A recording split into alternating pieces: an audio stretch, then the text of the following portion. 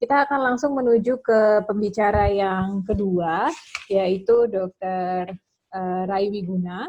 Beliau adalah seorang psikiater yang berbasis di Bali dan sangat aktif di kegiatan-kegiatan pelayanan, terutama baik yang berbasis klinik maupun yang berbasis komunitas gitu. Dan beliau ini sangat banyak gitu kegiatan-kegiatannya untuk memberdayakan orang-orang dengan gangguan jiwa, termasuk juga orang dengan gangguan jiwa berat. Dan yang sekarang ini kita lihat beliau banyak inovasinya untuk orang-orang yang punya isu di bidang kesehatan jiwa dari usia muda, terutama dengan yang paling baru nih ada Diskoria yang baru launching ya, Dokter Rai ya. Baik, langsung saja kita ke Dokter Rai untuk mendengarkan paparan beliau mengenai implementasi praktik telepsikiatri di Indonesia. Pada Dokter Rai dipersilakan. Baik, selamat siang senior sejawat semua. Ini terima kasih buat teman-teman dari Indo SCP yang sudah memberikan kesempatan ya buat saya dari daerah nih untuk bicara tentang hal-hal ini. Sebenarnya kalau soal telepsikiatri kita semua adalah orang baru ya di dalam hal tersebut. Tapi nanti kita coba lihat, disclaimer-nya mungkin adalah bahwa saya bukan termasuk dokter psikiater yang juga bekerja di terhubung dalam platform digital penghubung layanan kesehatan ya, tetapi nantinya materi ini saya rangkum juga dari diskusi saya dengan beberapa teman yang cukup aktif terlibat di platform digital penghubung layanan kesehatan.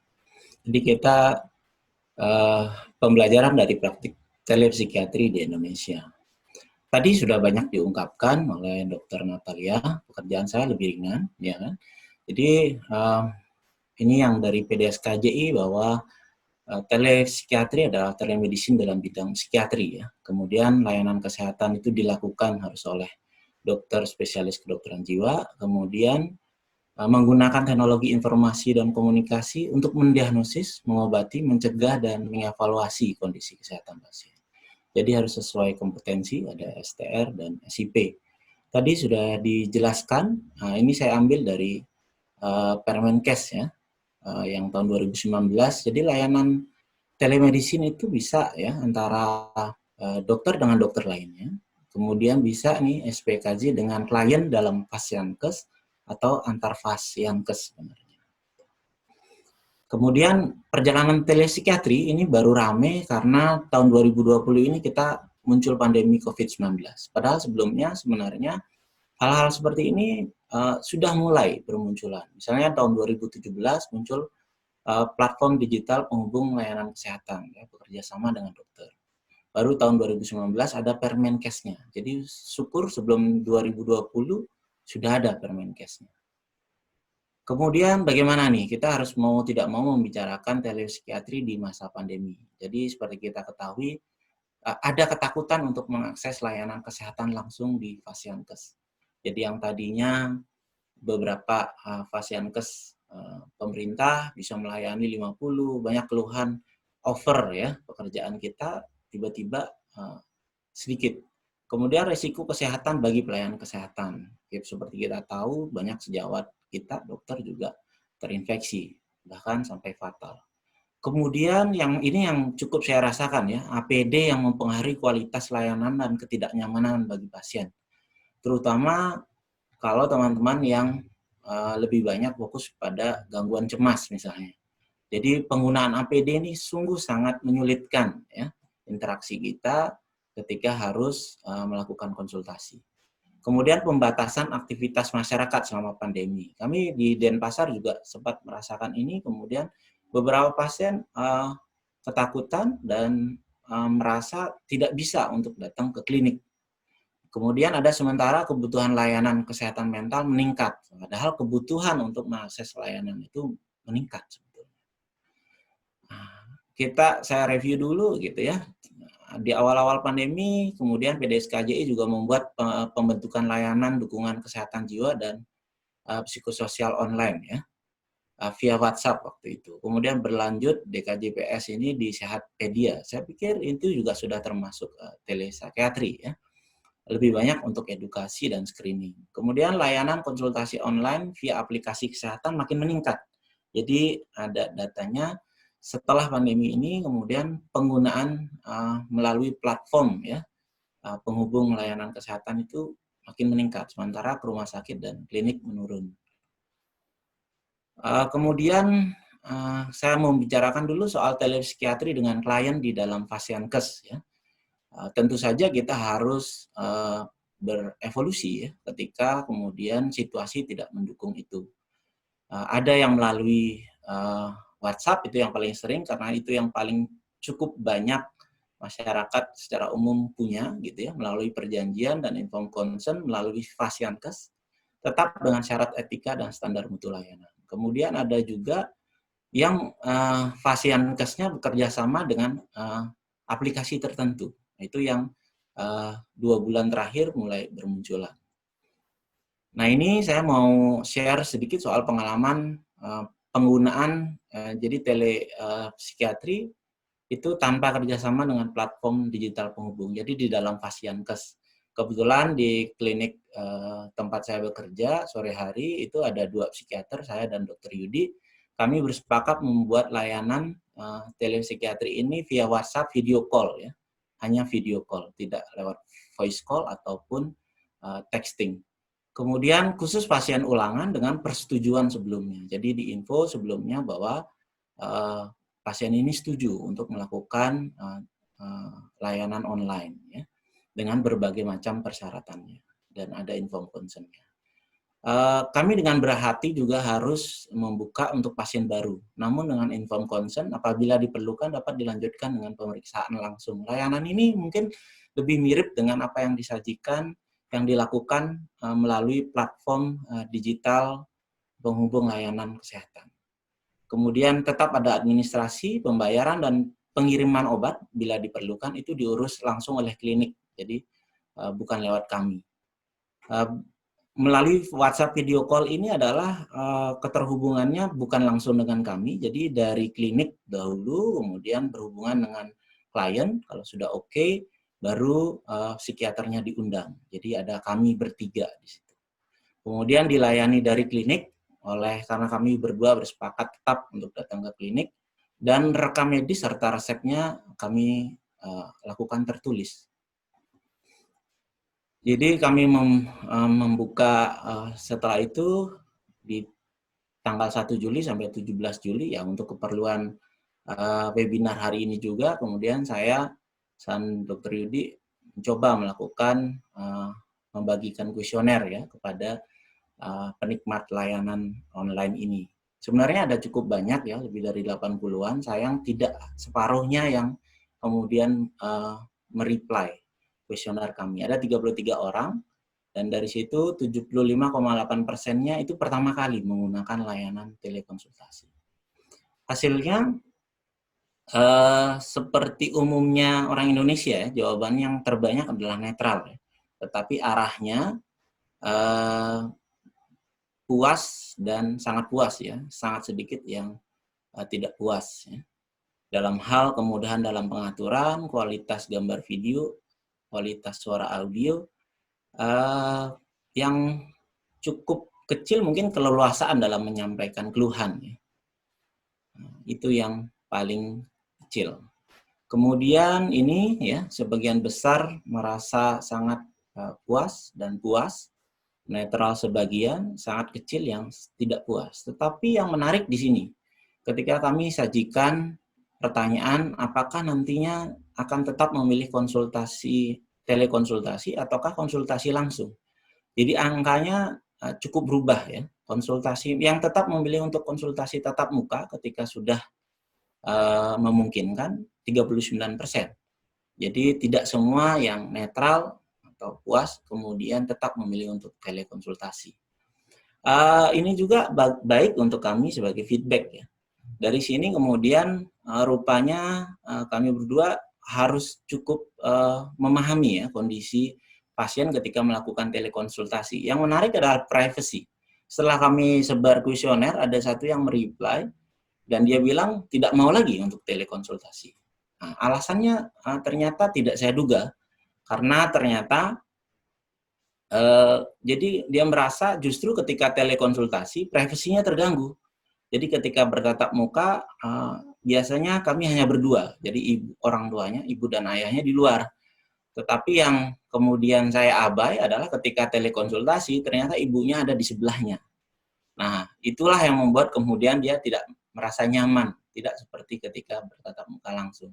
Ada juga beberapa soal penyampaian keluhan, sinyal dan waktu, jadi tidak semua ternyata tempat-tempat di Bali itu sinyalnya sangat baik, jadi bisa berkali-kali harus terhubung ulang dan sebagainya. Kemudian ini yang menurut saya cukup penting tetapi tidak banyak yang memikirkan adalah bagaimana dengan telepsikiatri di Fasiankes pemerintah via BPJS. Karena saya pagi juga bekerja di rumah sakit umum daerah, hal ini sempat saya sampaikan tapi ternyata terkendala oleh aturan menurut dari rumah sakit. Jadi belum jelas sampai saat ini. Risiko putus obat yang besar bila tidak diadakan segera. Ya karena kalau kita biarkan, maka angka putus obat dari pasien-pasien yang selama ini berkonsultasi di rumah sakit pemerintah menggunakan via BPJS akan cukup besar. Kemudian tidak dalam kondisi pandemi juga tetap dibutuhkan oleh konsumen. Nanti di belakang kita bicarakan hal itu. Jadi sebenarnya ini hanya memicu bagaimana kita mengembangkan layanan telepsikiatri yang lebih baik. Karena sebenarnya setelah pandemi ini reda pun hal-hal itu masih kita butuhkan. Kemudian butuh regulasi yang standar yang bisa dilakukan di seluruh Indonesia. Nah, ini semacam draft usulan saja ya, bagaimana sebenarnya itu memungkinkan untuk dilakukan. Jadi tetap saja ada pertemuan ya antara pasien dengan dokternya, kemudian apabila setuju untuk opsi telepsikiatri bisa dilakukan, pasien daftar online ya dengan surat eligibilitas, kemudian melalui JKN rumah sakit, baru ke admin ada jadwal dokter telepsikiatri yang bertugas. Bisa disepakati medianya, kemudian ada konsultasi online. Kalau pasiennya dalam keadaan krisis, ada permintaan untuk tatap muka, bisa dilakukan di poliklinik atau UGD, kemudian apabila membutuhkan rawat inap, bisa dilanjutkan. Kemudian kalau tidak krisis, apakah memungkinkan untuk dilakukan peresepan online? Ya, apotek bisa bekerja sama dengan rumah sakit. Tapi ini adalah sebuah draft, ya artinya sebenarnya kita bisa mulai memikirkan apakah hal ini bisa dilakukan di instansi pemerintah dan di cover oleh BPJS. Itu adalah hak kan sebagai konsumen, ya, untuk kemudian pengobatannya tidak terputus oleh karena situasi. Kemudian ini ada desakan dari komunitas. Ketika saya share soal webinar ini, yang banyak menanggapi adalah dari komunitas konsumen. Misalnya dari teman-teman di NTT, kemudian di KPSI. Mereka mendesak tidak agar menolak sistem fingerprint ya. Jadi sekarang pasien harus datang. Untuk orang-orang dengan gangguan jiwa berat itu sangat menyulitkan ya. Banyak ODGJ dalam perawatan jalan itu sulit datang mengakses layanan. Harus menunggu antre di rumah sakit yang bisa berjam-jam gitu. Kemudian hal ini sebelumnya tidak ada solusi. Jadi entah orang kemudian sebelumnya tanpa fingerprint datang dengan surat kuasa misalnya keluarganya untuk melanjutkan pengobatan. Itu pun sebenarnya kan sulit bagi kita sebagai psikiater apakah memberikan atau tidak. Nah, telepsikiatri ini bisa jadi sebuah solusi bahwa sebenarnya kita juga tetap memeriksa pasiennya dan bisa meresepkan obatnya. Jadi obat bisa diambil keluarga ke rumah sakit, namun pemeriksaan bisa dilakukan dengan sistem teknologi informasi yang disepakati. Kemudian selain untuk itu, sebenarnya kita bisa juga memperkuat sistem integrasi antar Fasiankes, karena itu dimungkinkan. Ya. Jadi telepsikiatri ini bisa antar Fasiankes. Pelatihan kesehatan jiwa dokter umum dan dokter di puskesmas itu perlu menurut saya diperkuat dengan konsultasi psikiater via online.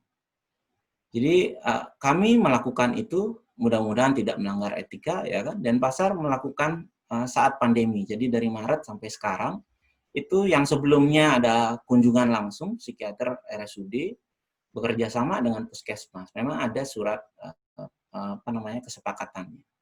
Kemudian dari 11 tim puskesmas, kebetulan di Denpasar ada 11 puskesmas, itu setelah saya tanyakan dengan tertutup ya dan rahasia, 8 diantaranya merasa puas, tapi 3 tim diantaranya merasa kurang puas. Karena mereka menginginkan lebih lagi, bahwa sistem seperti ini mestinya berlaku sebagai sistem formal rujukan via BPJS. Kemudian jadi ada obat-obat yang diperlukan tidak di vaskes pertama, itu bisa langsung diambilkan di vaskes tingkat 2 misalnya. Obat tidak tersedia di puskesmas juga bisa diambil di rumah sakit. Nah, apakah kemudian hal-hal ini bisa dilakukan? Tentu akan meningkatkan kualitas layanan kita untuk masyarakat. Kalau saya menilai ini sebagai sebuah peluang ya menjadi solusi, menjangkau area yang masih minim layanan kesehatan jiwa. Bagaimana misalnya Dr. Aven berpesan, wah kami dari 22 kabupaten baru 2 RSUD yang ada psikiaternya. Yang lainnya bagaimana? Dokter umum dan perawat tidak bisa mau merujuk kemana, sangat jauh sekali. Apakah kemudian telepsikiatri ini bisa menjadikan solusi? Kemudian selain itu menjangkau beberapa karakteristik gangguan yang terbatas oleh aksesibilitas. Dalam beberapa bulan terakhir cukup sering saya kemudian menemukan klien yang dengan fobia sosial misalnya. Orang fobia sosial kita harapkan untuk datang ke layanan kesehatan itu sangat sulit. Ya. Kemudian ada beberapa jenis gangguan kepribadian atau korban kekerasan. Korban kekerasan beberapa bulan terakhir juga cukup banyak. Akhirnya datang melalui telepsikiatri. Setelah 2-3 kali merasa nyaman, akhirnya mempunyai kemauan untuk datang ke mengakses Fasiankes.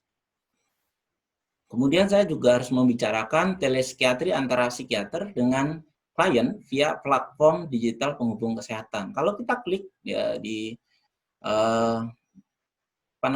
di aplikasi apa saja yang tersedia cukup banyak, puluhan. Ya.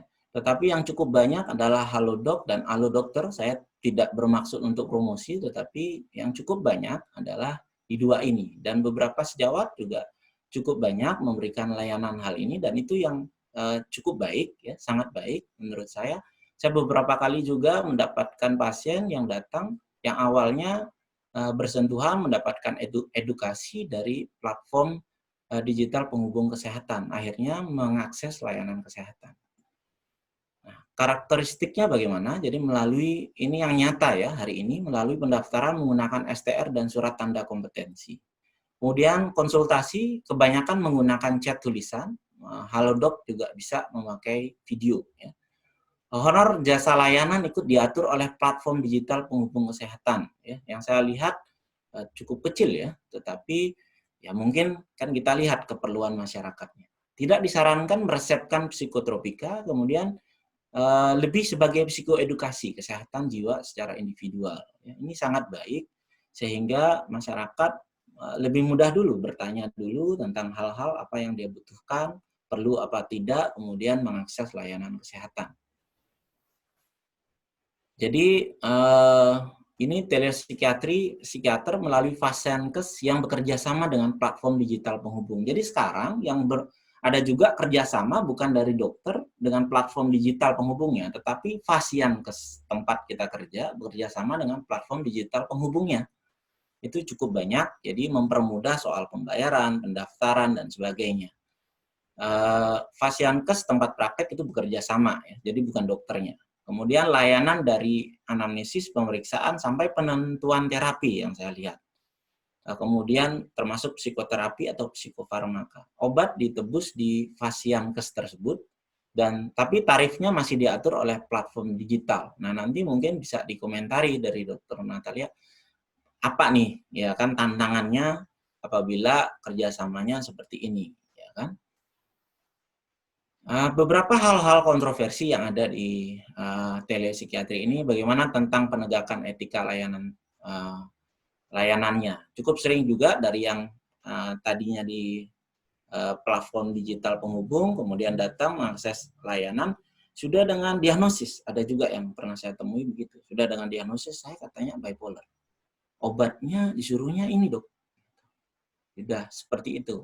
Nah tentu kita harus memeriksa ulang ya. Jangan sampai juga dokter yang mungkin bermaksud baik di situ, karena terus didesak kemudian muncul hal-hal tadi, ataukah ada miskomunikasi, kemudian tidak menjadi masalah juga. Kemudian kerentanan untuk menjadi bermasalah dengan klien ataupun keluarganya. Seringkali ya seperti tadi diungkapkan, jangan-jangan direkam, ya kan?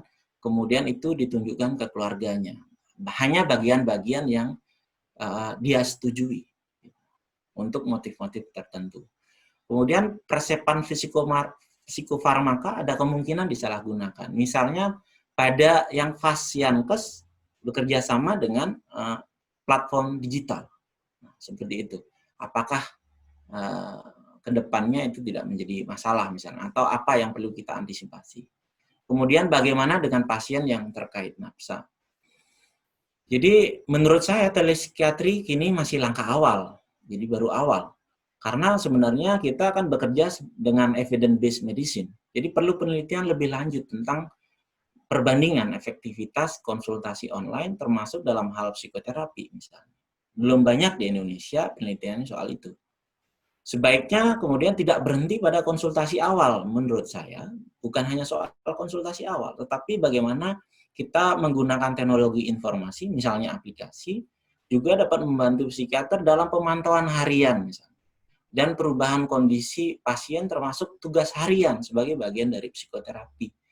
Saya dan Dr. Yudi di klinik SMC mengembangkan aplikasi yang nantinya kami bisa gunakan untuk memantau. Jadi ada journaling yang harus diisi, kemudian modul psikoterapi yang kami lakukan, kemudian ada PR-nya setiap kali pertemuan, dan kami bisa memantau. Jadi klien tidak perlu me-WhatsApp kami, gitu, tapi cukup mengisi hal itu, dan kami sewaktu-waktu bisa memantau lewat aplikasi ini. Ini pendapat pribadi saya. Jadi sebenarnya telepsikiatri memberikan peluang perluasan ya akses layanan kesehatan. Penting untuk dapat masuk pertanggungan BPJS. Kemudian telepsikiatri dapat sebagai opsi layanan. Namun saya percaya akan ada sebagian masyarakat yang merasa konsultasi langsung tetap menjadi pilihan utama. Mungkin demikian yang saya bisa sampaikan. Ini tentu mengundang diskusi lebih banyak dari teman-teman yang sudah mempraktekkan misalnya dengan platform digital penghubung layanan kesehatan. Mungkin demikian yang bisa saya sampaikan. Terima kasih, saya kembalikan ke Dr. Gina ya.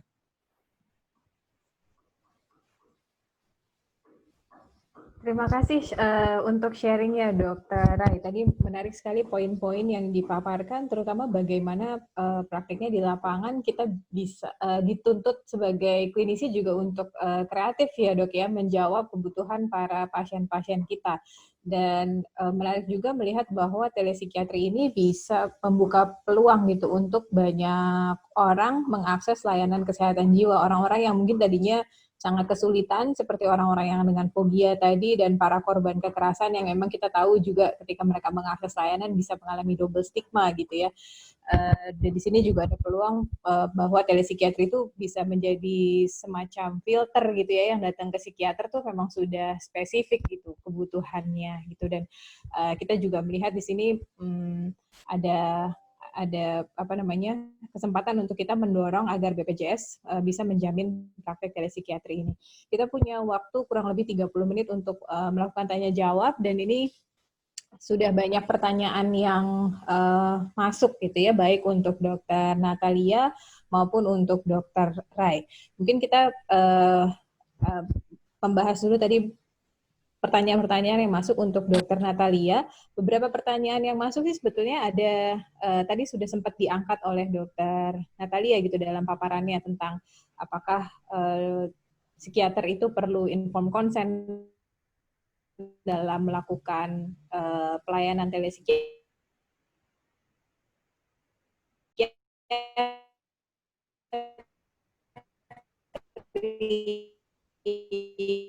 Praktek telepsikiatri ini di setting praktek pribadi, dokter. Apakah itu kita psikiater yang praktek di apotik atau praktek di klinik atau juga praktek di rumah atau klinik pribadi? Apakah telepsikiatri ini bisa kita lakukan di dalam setting tersebut? Mau masukan ya, Dokter Natalia? Ya. Terima kasih Dokter Gina. Kalau kita tanya ya apakah praktek swasta itu kalau kita praktek di rumah gitu kan, itu kan sebenarnya swasta ya, itu merupakan satu pasienkes ya, pasienkes primer gitu kan. Jadi sebenarnya boleh, tapi kita tetap mengacu pada aturan yang diberlakukan oleh perhimpunan gitu. Kalau kita memang mau nantinya memberikan obat-obatan sesuai memberikan layanan telemedicine lewat praktek kita, tentunya ya nggak boleh lepas dari apa yang ada diatur oleh negara gitu kan. Nah, meskipun ini juga memang belum diatur ya Dokter Gina, kalau secara spesifik kan kita cuma ngomong di Fasiankes, di bawah Fasiankes. Nah, apakah yang swasta ini, kalau kita praktek swasta pasti ada layanannya, ada pusat layanan ya. Tapi kalau sendiri-sendiri, misalnya di bawah apotek kan itu kan gabung sama dokter-dokter lain, itu kan pasti juga ada kepalanya. Nah, kalau itu bentuknya yayasan, mungkin bisa dianggap satu layanan Fasiankes. Kalau praktik di rumah itu yang mungkin perlu dipikirkan. Kalau dokter merasa yakin itu pasien yang sudah lama, pasiennya juga kita kenal, kondisi fisiknya kita sudah tahu, dan dia hanya memerlukan, misalnya dia banyak keterbatasan, misalnya ada komorbiditas, dia perlu psikoterapi lanjutan, kan dia nggak harus datang dok, pakai telemedicine sih boleh-boleh aja saya bilang. Selama kita juga mencatat tuh, dia datang jam berapa, ininya apa, kita punya rekam mediknya. Karena kadang-kadang kita merasa udah kayak keluarga kan, pasien kontak via WhatsApp, via apa gitu, dok saya gini-gini. Nah, waktu kita memang strict ini adalah layanan telemedicine, kita harus ada admin ya, admin yang mungkin sekalian menjawab Dokter Citra tadi bertanya ya, kan kalau kita pakai sistem meeting, kita kan yang memanggil bukan kita, bukan dokternya loh yang nelponin atau apa. Kita kan pasti punya pegawai admin meskipun kita praktek di rumah. Tetap itu diberlakukan profesional. Bahwa yang nanti mengontak adalah sekretaris kita atau perawat kita yang bertugas petugas adminnya. Dok, ini pasien sudah ada di jam berapa gitu. Jadi kita mengatur itu semua dengan prosedur yang sama.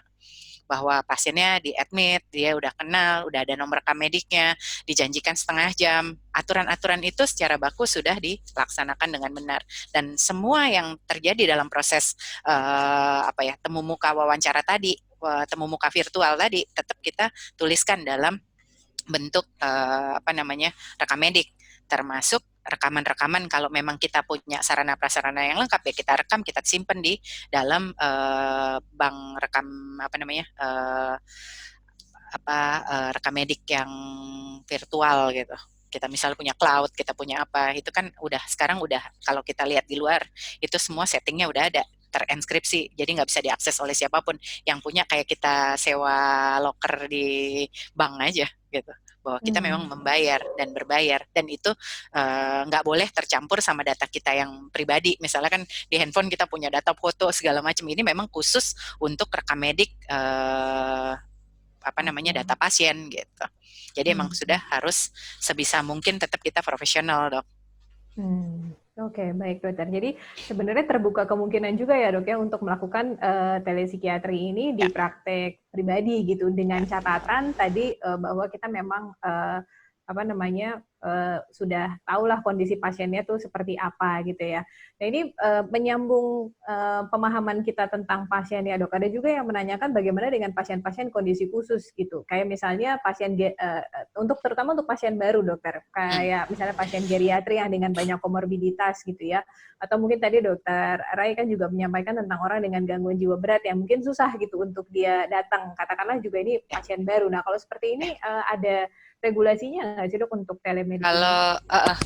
Kalau saya pribadi, Dokter Gina, sama kayak kita berapa kali kan mendampingi kasus-kasus yang harus didampingi misalnya permasalahan yang sampai ke komite etik atau komite bidang hukumnya PDSKJI, itu justru waktu kita mencoba menolong orang yang kita belum kenal itu sangat berbahaya.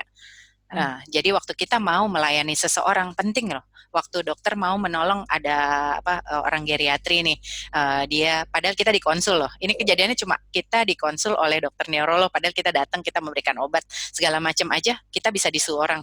Apalagi kalau kita nggak pernah ngelihat, kita nggak pernah datang, kita nggak tahu kondisinya, terus kita memberikan obat karena keluhannya, dok pasiennya nggak bisa tidur, terus kita berikan obat tidur yang kita belum lihat lagi tuh kondisinya apa nih yang menyebabkan dia nggak bisa tidur, apakah nih bagian dari gangguan organik yang dia miliki. Terus kita juga belum berkomunikasi dengan sejawat-sejawat lain yang memegang pasien ini. Kok kalau saya lebih baik kita memikirkan, kecuali gini dokter Gina, kita sudah datang ke tempat orang itu, kan ada layanan home visit. Jadi dokter datang dulu, periksa, dokter udah tahu kondisinya, dokter udah buka tuh segala riwayat perjalanan medis, udah tahu obat-obatannya apa, ininya apa, dan sehingga kita bisa memastikan obat yang kita berikan memang yang terbaik buat kondisi pasien dan tidak akan ada interaksi dengan obat-obat penyulit komorbid penyakit lainnya yang dimiliki pasien tersebut. Itu sangat mungkin gitu. Jadi tetap kita harus lihat dulu dok orangnya, sarannya. Karena nanti nggak sesimpel obat apapun itu akan ada efek sampingnya dan ada interaksinya dengan obat lain, apalagi dengan orang-orang yang sudah ada komorbiditas fisik lain. Geriatri kan kita tahu penyakitnya banyak, entar ada hipertensi, ada gula, ada gagal ginjal, ada yang lain-lain. Kalau kita belum pernah melihat, saran saya lebih baik jangan, karena obat sekecil apapun bisa berbahaya dan bisa apalagi kalau kita belum kenal keluarganya, keluarga sampai nelpon, udah deh dok, dokter nggak usah datang gini, itu sesuatu yang sifatnya apa? Impulsif. Justru orang yang sangat berhati-hati dia biasanya gini, dokter boleh nggak, dokter lihat dulu, dokter lihat mama saya deh, ntar kalau ini kita ini. Nah kalau perlu kita datang pakai APD, kita datang pakai APD. Setelah kita tahu, kita yakin dan itu bisa masuk ke dia, tetap didaftarkan oleh keluarga.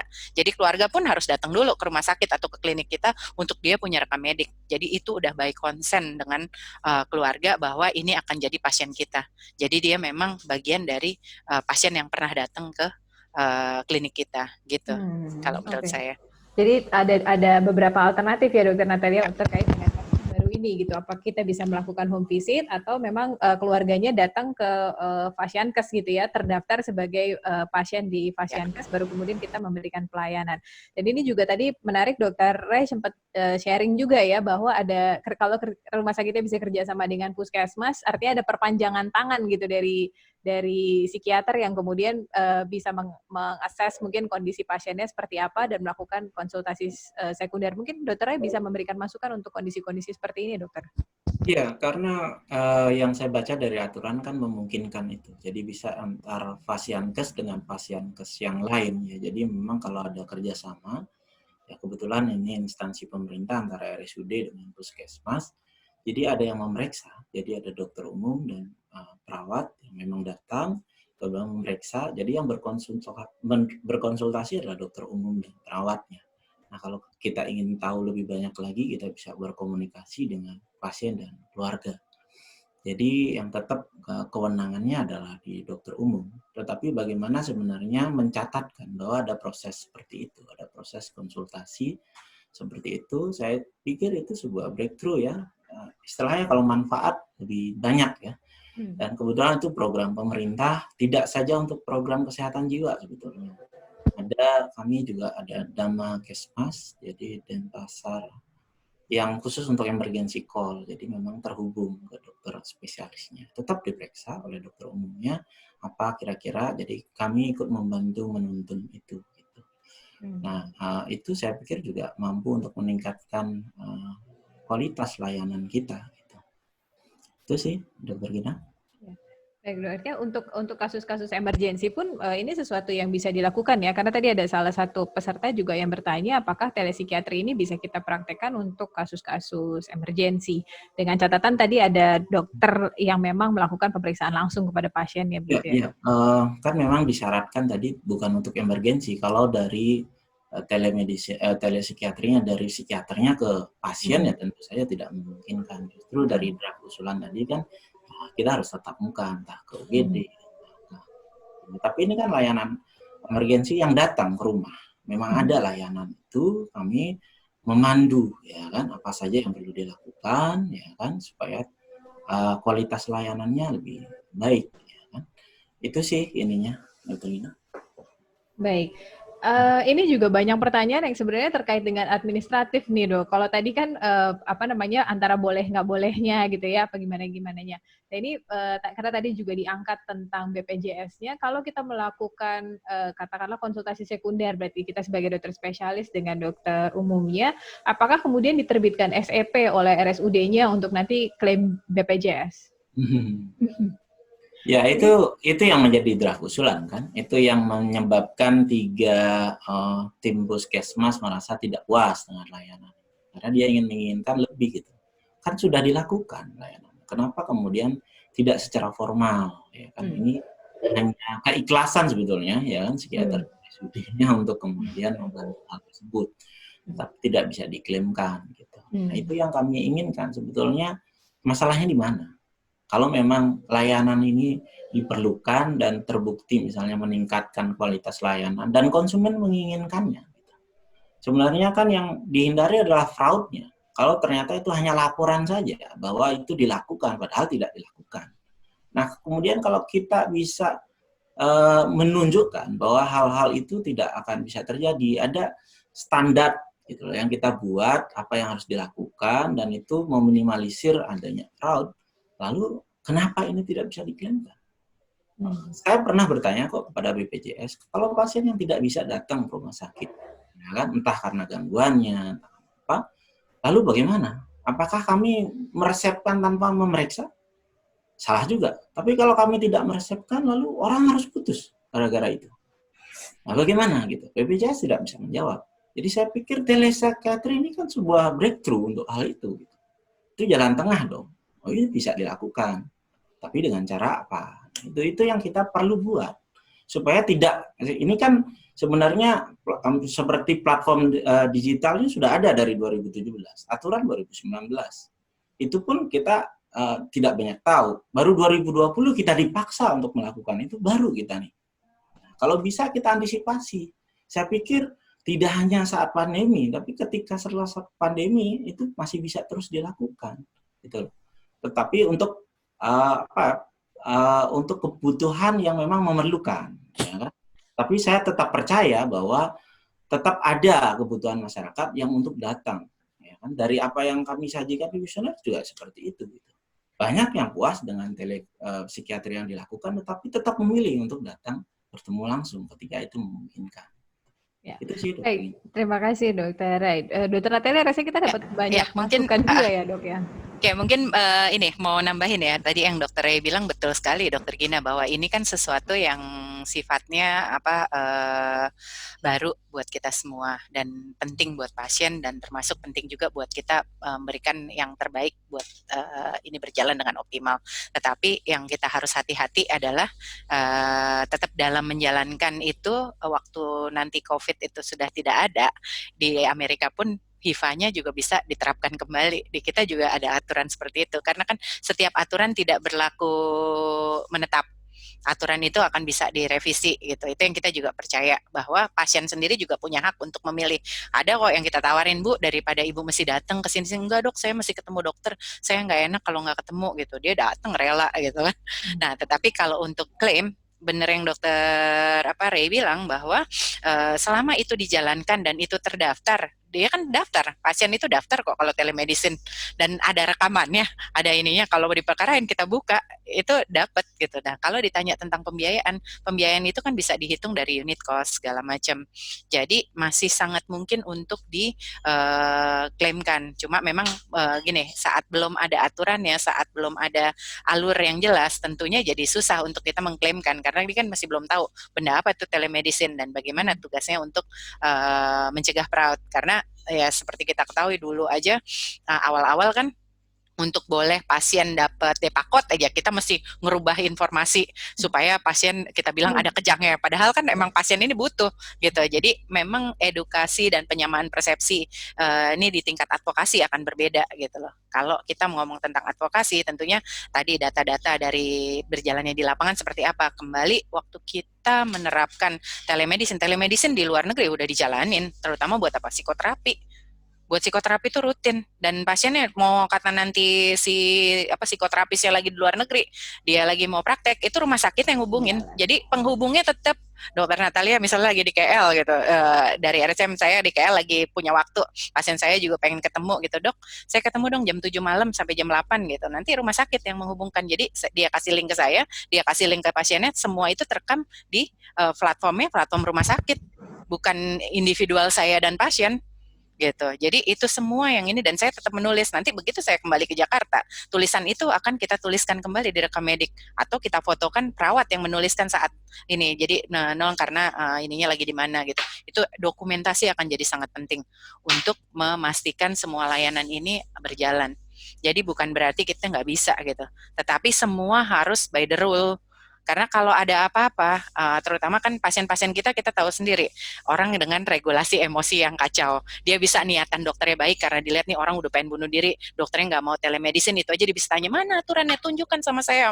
Dia bisa ngadu, dan waktu saya mencoba menerangkan, awalnya baik, tiba-tiba dari ini, terus nanti lari ke dokter A, ke dokter B gitu. Kita tahu sekali pada pasien-pasien dengan gangguan kepribadian ambang atau apa yang dengan emergency psychiatry itu tidak mudah. Makanya hindari melakukan telemedicine waktu kita belum tahu pasiennya seperti apa. Kalau kita udah kenal orangnya seperti apa, udah tahu kepribadiannya seperti apa, dan kondisi fisiknya, komorbidnya seperti apa, itu mau pakai telemedicine akan sangat-sangat baik, sangat membantu. Tetapi begitu kita tahu banyak keterbatasannya, kok sangat disarankan untuk langsung pakai gitu. Niatnya bantu, tapi akan banyak lubang-lubang kejatuhan waktu kita cenderung menggampangkan gitu loh.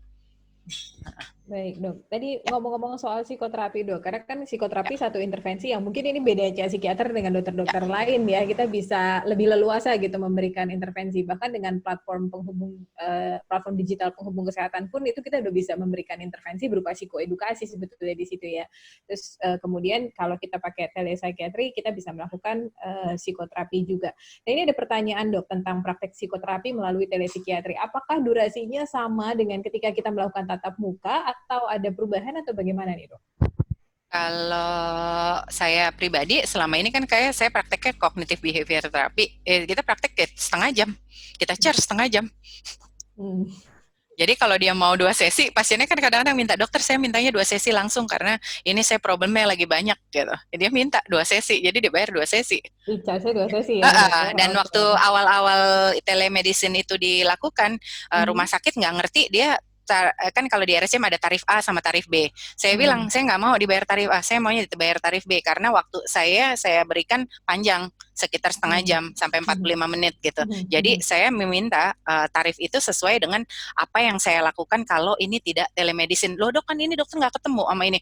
Saya ketemu sama dia virtual, dan saya meluangkan waktu saya. Waktu itu kita mengadvokasi ke direktur seperti itu, sehingga akhirnya di-approve bahwa kita boleh pakai tarif B untuk layanan psikoterapi, untuk telemedicine. Jadi setiap saya pakai telemedicine udah tahu perawatnya dulu saya nggak tahu di charge loh, kok tarif A, rugi banget kita ngatur banyak waktu yang kita keluarin, tetapi kita dibayar tidak sesuai. Jadi bukan berarti kita berhitung, tetapi kita juga perlu melihat unit cost-nya, dan buat si pasien juga kaget-kaget. Orang dia biasa bayar B, kok sekarang jadi A, dia bingung.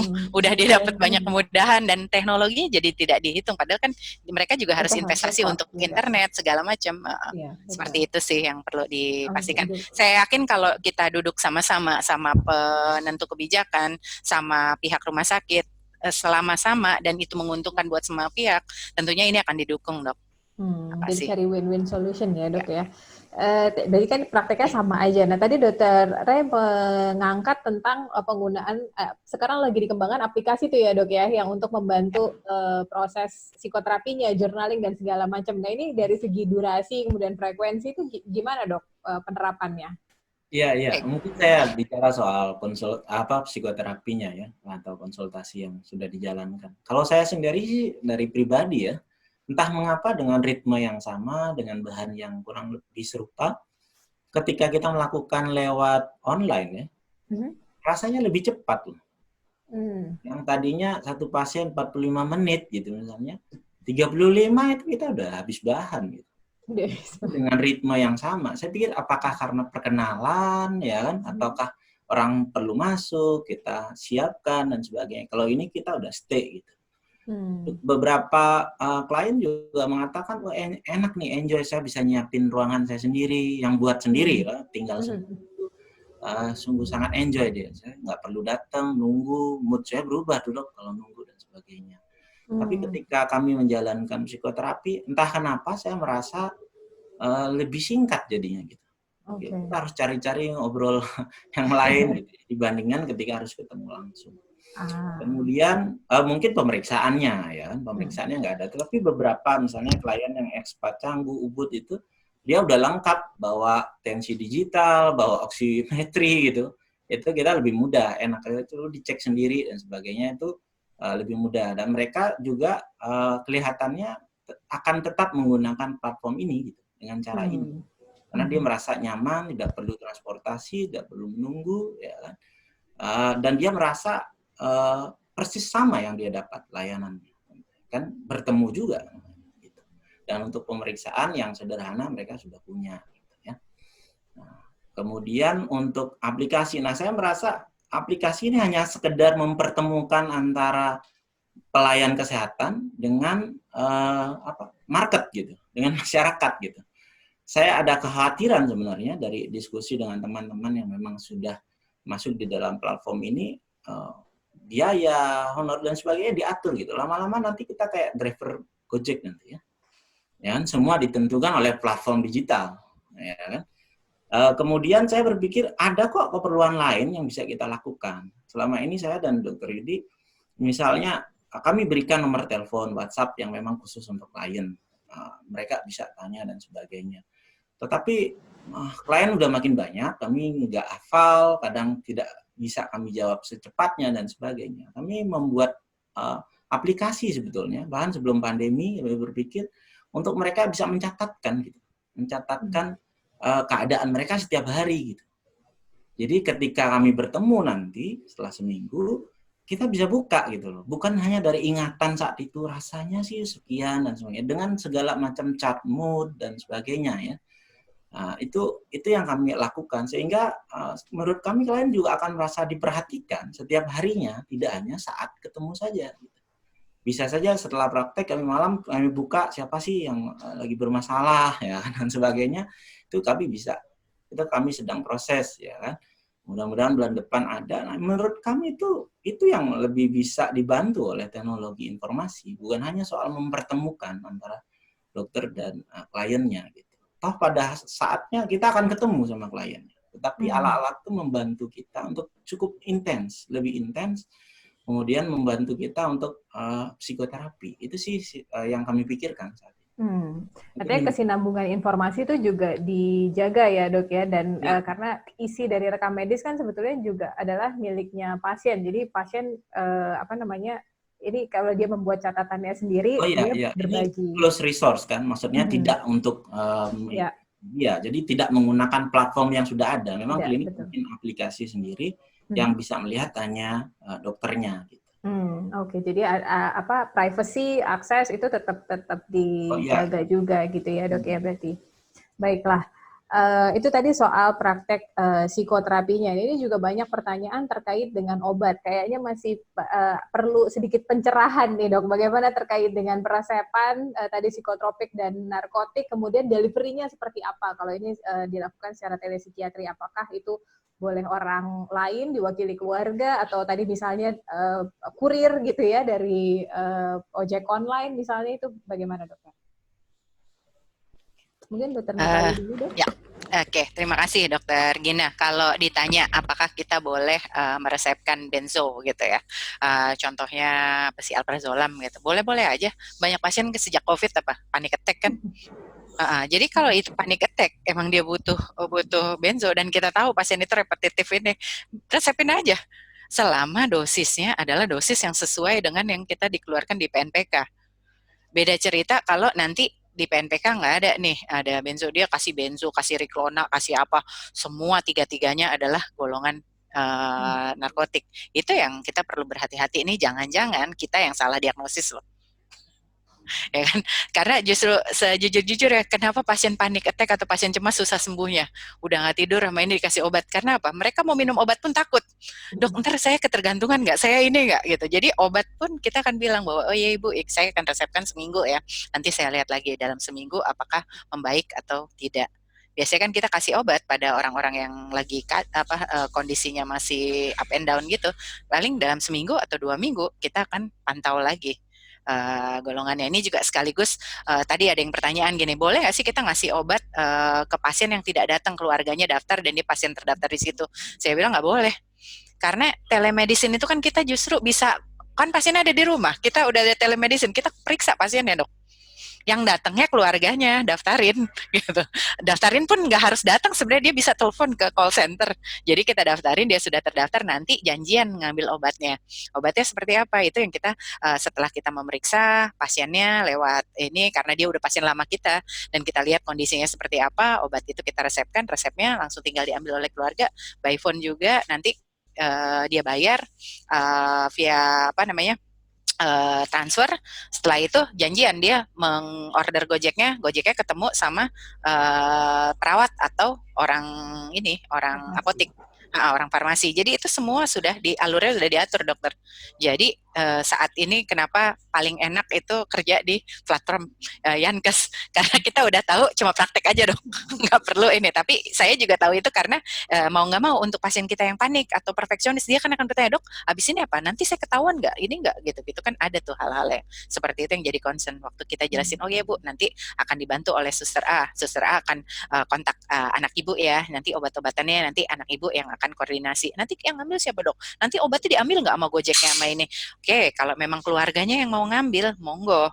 Atau kalau dia ini silahkan gitu. Itu diserahkan pada keluarga. Kalau nggak, dia tinggal nyuruh supirnya. Hampir sebagian besar supirnya yang ngambil. Tapi kan dia nunjukin ininya. Jadi kita tahu, Bu, siapa yang ngambil? Kita kan cek lagi. Ini namanya siapa, Bu, sama ini. Bahkan kalau dia pakai ojek online pun dia foto orang ya kan. Dan obat itu udah kita segel sehingga nggak bisa dibuka oleh siapapun. Caranya seperti itu sih, Dokter Gina. Jadi tetap menjaga privasi dan identifikasi tetap harus dilakukan ya, Dok, ya, supaya menjamin keamanan semua pihak gitu ya. Siapapun yang mengambil, kita tetap lakukan dan kita foto juga bahwa segelnya seperti apa, ini seperti apa. Farmasi melakukan itu sehingga waktu udah dibuka, kita pastikan yang membuka bukan pihak rumah sakit, tetapi si ojolnya. Kan nanti kalau dia mau komplainnya ke siapa? Ke ojol, bukan ke rumah sakit gitu, Dok. Ya, baiklah. Kalau kita lihat prakteknya ini, sarana audiovisual itu memang menjadi sesuatu yang mutlak ya, karena itu diperlukan untuk kita melakukan pemeriksaan kepada pasien sampai dengan nanti konfirmasi obat dikirimkan dan bahkan diterima oleh pasiennya gitu ya. Baik, waktunya kita sudah semakin menuju ke akhir, tapi ada beberapa pertanyaan yang mungkin agak di luar ini sedikit. Di luar dari apa yang sudah kita bahas terkait dengan praktek telepsikiatri ini untuk memberikan surat keterangan sakit atau kemudian untuk melakukan pembuatan surat sehat jiwa ini seperti apa, Dokter? Mungkin ini pertanyaan terakhir. Ya, oke, terima kasih Dokter Gina. Kalau untuk pemeriksaan itu sangat dihindari pada pemberian surat sakit lewat online, Dok. Kecuali kita tahu pasien kita lagi kacau kondisi kejiwaannya, misalnya dia lagi kambuh schizophrenia, ngomongnya jadi ngaco segala macam, jadi dia nggak bisa kita berikan obat, nggak bisa masuk gitu, itu kita lihat gitu kan. Tetapi keluarganya pun bilang, dok, iya obatnya udah sempat di stop beberapa waktu gitu, jadi kita lihat inline nih antara yang dibicarakan sama nggak, atau dia lagi panic attack-nya yang muncul. Nah, tetapi biasanya rumah sakit juga akan menanyakan nih berapa lama surat sakit itu bisa kita berikan, kan nggak boleh lebih dari 3 hari gitu. Nggak bisa kita ngasih surat sakit 6 bulan nggak masuk gitu. Itu harus ke MPK tetap aturannya, dan kalau ini kaitannya sama memberikan surat kelaikan kerja atau SKKJ harus sifatnya tatap muka, dokter. Nggak bisa nggak ini, kecuali kalau misalnya gini, kita kan sebentar lagi akan ada pemeriksaan misalnya calon KPK banyak gitu. Nah, tentunya kita kan meriksanya perlu ruang yang besar, space nggak ada gitu. Itu pun kita akan mengirimkan tim assessment datang ke sana untuk MMPI dulu. Nanti dari MMPI kita udah ini, karena kita kan harus wawancara orangnya satu per satu. Nah, jadi hasil MMPI yang ada dan waktu dia mengerjakan MMPI dilihatin sama tim kita di sana. Jadi karena yang punya ruangan gede misalnya orang KPK, jadi ada sekitar 40 orang gitu, dilihatin dibagi 2 sesi sehingga tetap mengatur ruangan itu berjarak segala macam. Setelah itu hasil diolah, baru kita hari berikutnya wawancaranya kita beberapa tim pakai Zoom gitu ya. Nah, di Zoom itu kita wawancara benar-benar wawancara, dok, karena waktu nanti hasilnya itu inform consent juga bahwa hasil ini langsung ke KPK, karena kalau enggak nanti dia akan bisa ngesu kita bahwa dokternya nggak wawancara saya, dokternya nggak nanyain ini kok saya langsung dibilang tidak direkomendasi, dasarnya apa? Hati-hati dokter waktu kita nanti mengeluarkan surat SKKJ tanpa melakukan prosedur yang sesuai, karena masing-masing prosedur misalnya untuk calon bupati, calon KPK, calon apa, itu aturannya berbeda-beda, calon presiden. Nah, itu yang nggak bisa cuma sekedar MMPI atau wawancara selewatan. gitu. Beda sama mau masuk sekolah gitu. Masuk sekolah aja sekarang juga ada yang macam-macam juga. Jadi mungkin ini kalau tertarik minggu depan kita akan bahas sih di ini webinar yang lain di Bandung ya, Bandung yang ngadain itu juga terkait waktu kita ngeluarin surat sakit sama surat SKKJ itu harus seperti apa kalau kita mau mengambil media telepsikiatri gitu, mengcombine itu apa gimana tetap aman dan terjaga gitu. Karena kalau nggak waktu ini diperkarakan secara legal formil akan salah nggak kita? Karena kan biasa gitu, yang dilihat administratif dulu, udah diatur belum nih? Mana yang bisa delegasikan dan kaitan kita melakukan pendelegasiannya apa? Kita bisa masuk ke yang diatur Menkes tadi bahwa kita melakukan layanan untuk keamanan semua. Jadi kita melakukan ada yang hal-hal yang tidak kita lakukan di rumah sakit, tetapi kita lakukan karena nih MMPI bisa dilakukan di sana. Tapi orangnya adalah orang rumah sakit, jadi tetap tim rumah sakit. Dan itu udah ada SPO dari rumah sakit menugaskan tim ini untuk melakukan itu. Tapi wawancara kita tetap di di bawah ranahnya Pasienkes. Jadi nanti meskipun Dokter Agung di rumah, saya di rumah saya, terus ada yang di RSCM, kan tim yang turun banyak gitu. Nah itu yang mau wawancara tetap di bawah payung rumah sakit dan linknya harus rumah sakit yang keluarin dok. Jadi secara umum itu semua tetap hanya modifikasi cara untuk keamanan si klien maupun keamanan dokternya. Tapi prosedur tidak ada yang di-bypass. Baiklah dokter. Jadi tadi seperti kata dokter Rai ya, teknologi itu kita manfaatkan untuk memudahkan memberikan layanan gitu ya sebenarnya. Bukan mempersulit. Bukan mempersulit gitu. Kita bisa manfaatkan teknologi, tapi apa yang harus kita lakukan sesuai dengan aturan ya kita lakukan sesuai aturan karena kita mau menolong orang lain gitu kan ya sebetulnya. Baiklah, terima kasih untuk paparannya pada sore hari ini Dokter Natalia dan Dokter Rai. Kita diingatkan kembali bahwa saat ini telepsikiatri memang sedang berkembang pesat dan utamanya di Indonesia ada dua macam, ada platform digital penghubung kesehatan dan ada yang bergerak di bawah Pasienkes. Kalau dari diskusi kita pada sore hari ini, rasanya jauh lebih leluasa untuk kita psikiater bergerak ketika kita berpraktek di bawah Pasienkes ya dokter ya. Tinggal pilih aja kita mau yang memberikan pelayanan atau kita mau yang punya Pasienkesnya gitu. Dan yang penting adalah kita memperhatikan adanya peraturan-peraturan yang berlaku di Indonesia terkait dengan penyelenggaraan telepsikiatri ini, dan untuk implementasinya sendiri kita memperhatikan isu mengenai keamanan, kemudian karakteristik dari teknologi yang kita gunakan, privacy, serta membina raport dengan pasien maupun keluarganya. Dan terpenting juga adalah selalu mendokumentasikan layanan yang kita berikan kepada pasien, atau apakah itu langsung atau merupakan suatu konsultasi sekunder melalui dokter umum. Dan dari paparan pada sore hari ini kita juga belajar bahwa ada banyak peluang yang terbuka untuk kita mengembangkan telepsikiatri ke depannya, terutama untuk orang-orang dengan gangguan jiwa berat, kemudian orang-orang yang memiliki fobia, para korban kekerasan, dan ini bisa kita jadikan satu materi untuk advokasi ke BPJS juga karena kebutuhannya sangat menjanjikan. Kita juga bisa mendorong agar ini menjadi satu hal yang ditanggung oleh BPJS untuk memastikan kesinambungan pengobatan. Untuk link materi akan di-share di kolom chat oleh teman-teman panitia. Jadi materinya nanti akan langsung bisa di-download setelah acara ini selesai. Kemudian sebelum kita mengakhiri kegiatan kita pada sore hari ini, karena tadi kita udah belajar banyak, kita memastikan lagi bahwa kita sudah memahami apa yang kita pelajari melalui post-test. Post-testnya ini sangat mudah, kemarin Dr. Natalia dan Dr. Rai juga sudah menyiapkan soal-soalnya. Mungkin dari teman-teman panitia boleh bantu share link-nya juga di kolom chat untuk kita bisa isi sama-sama sore hari ini sebelum kita tutup. Silakan.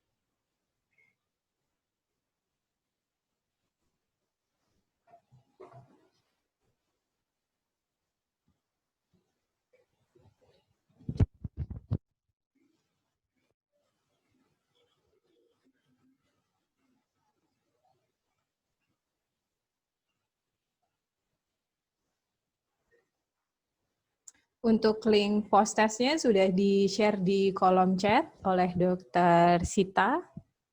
Silahkan diklik untuk diisi dan post-test ini akan kita tutup nanti di jam 5 sore. Baiklah,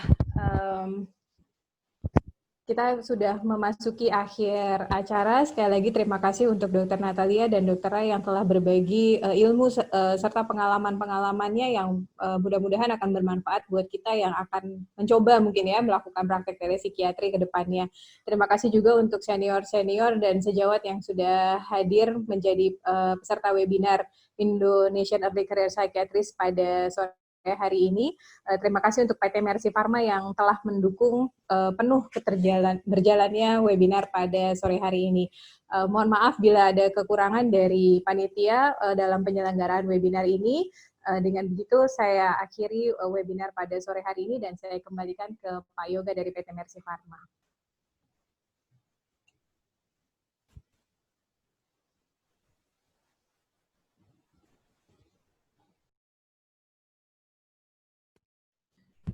Baik, terima kasih kepada Dr. Gina dan kedua narasumber yang telah menyampaikan materi dengan sangat menarik.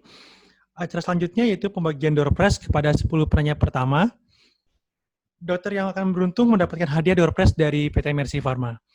Adapun pemenangnya yaitu akan saya bacakan. Yang pertama ada Dr. Iren Swantika Cornelia, SPKJ MKes, Dr. Sri Wahyuni, SPKJ MKes, Dr. Siti Dwinanti Ananda, SPKJ, Dr. Utami Sanjaya, Dr. Citra Fitri Agustina, Dr. Hanif Algristian, Dr. Alfonsus Edward Saun, SPKJ, Dr. Muhammad Koirul Waro, Dr. Leman, dan Dr. Elvina Katerin. Kami ucapkan selamat kepada para pemenang, dan kami ucapkan terima kasih kepada Bapak Ibu Dokter yang masih setia sampai akhir acara. Acara webinar ini diselenggarakan oleh PT Mercy Pharma bekerjasama dengan organisasi Indo-ECP. Kami mewakili PT Mercy Pharma ingin mengingatkan kembali untuk produk-produk yang kami miliki. Adapun produk divisi Blue yang kami bawa yaitu Persidal dengan bahan aktif Risperidone, Clorilex dengan bahan aktif Clozapine, Sixonowat dengan bahan aktifnya Fluphenazine Decanoat. Serta produk-produk antidepresan yang dibawakan oleh divisi Blue yaitu ada Elsion dengan bahan aktif L-citalopram, kemudian Lamiros dengan bahan aktif Lamotrigine. Lalu divisi Brown membawa produk-produk neurologi yaitu Takelin dengan kandungan aktifnya Citicoline, kemudian ada Prolepsi dengan bahan aktifnya itu Oscarbazepine, lalu Levoben dengan kandungan levodopa dan benserazid, kemudian ada Aldomer dengan bahan aktifnya itu donepezil, dan Depval dengan bahan aktif yaitu asam valproat. Serta divisi White dengan produk antidepresan dan anti cemasnya yaitu Merlopam dengan bahan aktif Lorazepam, Sanripil dengan kandungan meprotilin, dan Duloxta dengan kandungan duloxetin. Apabila Bapak Ibu ingin mengetahui lebih lengkap mengenai produk-produk kami, dapat membuka website PT Mercy Pharma ataupun bisa menghubungi tim marketing kami. Demikian, dengan berakhirnya sesi tanya-jawab dan pembagian door prize, maka berakhir pula acara webinar pada hari ini. Kami segenap tim Mercy Pharma mengucapkan terima kasih kepada Bapak Ibu Dokter peserta seminar yang telah meluangkan waktunya untuk mengikuti acara webinar pada hari ini. Izinkan saya Yoga meminta maaf apabila ada perkataan atau kalimat yang tidak berkenan di hati Bapak Ibu, mohon dibukakan pintu maaf. Sekali lagi saya ucapkan terima kasih. Saya tutup dengan wassalamualaikum warahmatullahi wabarakatuh. Selamat sore. Sampai jumpa.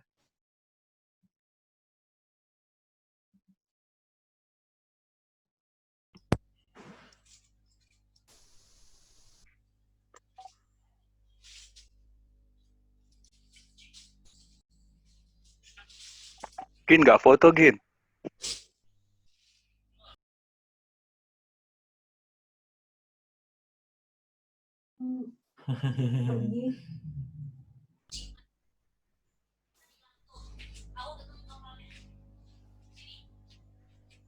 Lirai, makasih banyak. Mbak Natalia, terima kasih banyak. Pamit ya, Dr. Sati.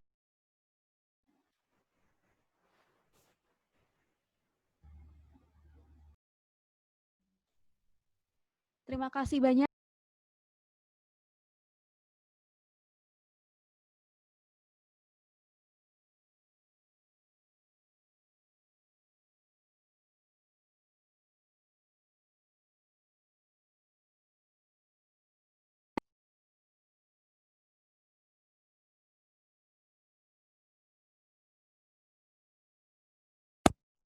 Terima kasih banyak untuk acara hari ini ya dok. Terima kasih untuk seluruh panelis, Dokter Sati, Dokter Gina, Dokter Natali, Dokter Jimmy, Dokter Rai. Terima kasih banyak. Nggak dijawab.